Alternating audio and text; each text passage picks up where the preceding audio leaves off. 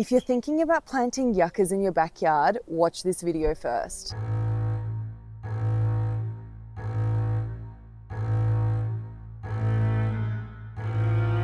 Once established, they're one of the hardest plants to manage.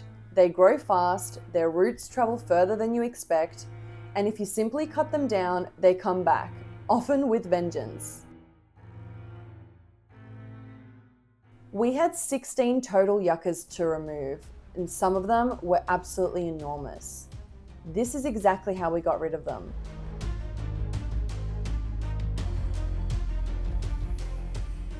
First, we chainsawed them down to about 30 to 40 centimeters above ground level. You can go further down if your chainsaw allows.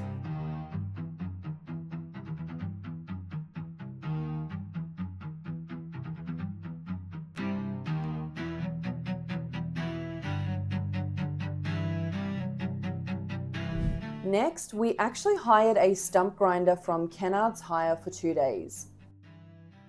To use it properly, you lower the grinding wheel gradually and sweep it side to side, shaving off a few centimeters at a time. Don't force it, let the machine do the work.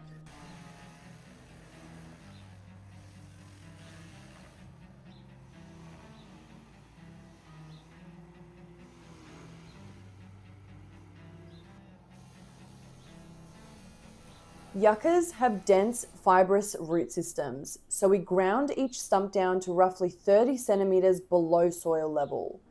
That removed the crown, the main growing point, which is where most regrowth starts.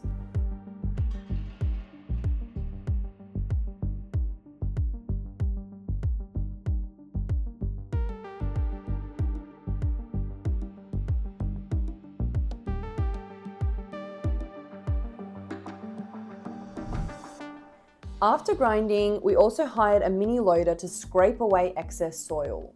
The area was sitting slightly higher than the rest of the lawn, so once the yuccas were gone, we leveled everything properly so it flowed evenly again.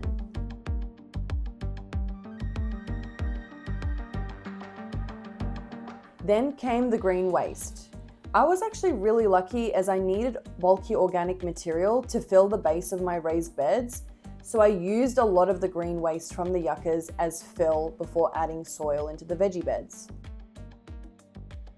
We stripped the leaves off and bagged them for green waste collection. So that's how we removed 16 yuccas. Chainsaw to 30 to 40 centimeters, grind 30 centimeters below soil level,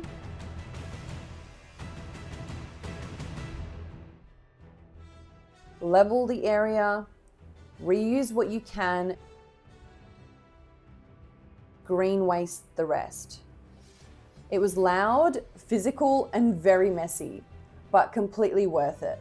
Honestly, we wish we had removed them years ago when we first moved in, when they were smaller and easier to deal with. Now, these are the big reasons why the yuccas had to go. Yuccas were first introduced to Australia because they grow fast and tolerate harsh conditions. But fast growth doesn't automatically make something a good long-term garden choice. They might look manageable when they're small, but they can grow anywhere up to 9 meters tall depending on the species. They don't just grow upward either. They thicken, develop multiple heads, and expand their root systems outwards over time. So that small architectural plant can eventually turn into a multi-meter structure with serious weight and underground spread, which is why dealing with them early is so much easier than waiting until they're fully mature. Over time, the roots had grown underneath our fence and beneath sections of concrete. They were cracking and splitting both. Their sharp leaves are also a genuine safety concern. They're rigid and pointed enough to pierce skin. People have suffered serious eye injuries simply brushing past them, and there have even been cases of eardrums being pierced, leading to hearing loss. So please wear proper eye and ear protection when handling yuccas. It's not worth the risk. And environmentally, we hardly saw any wildlife in them. Compared to native plants that support birds and insects, the yuccas contributed very little.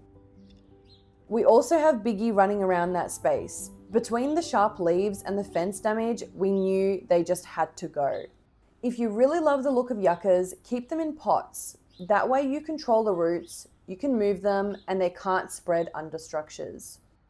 Just think really carefully before planting them straight into the ground. The lawn definitely got sacrificed during this project, but I'll be reseeding those areas myself like I did with the rest of the yard. So subscribe to follow along with that project. I'll see you next time.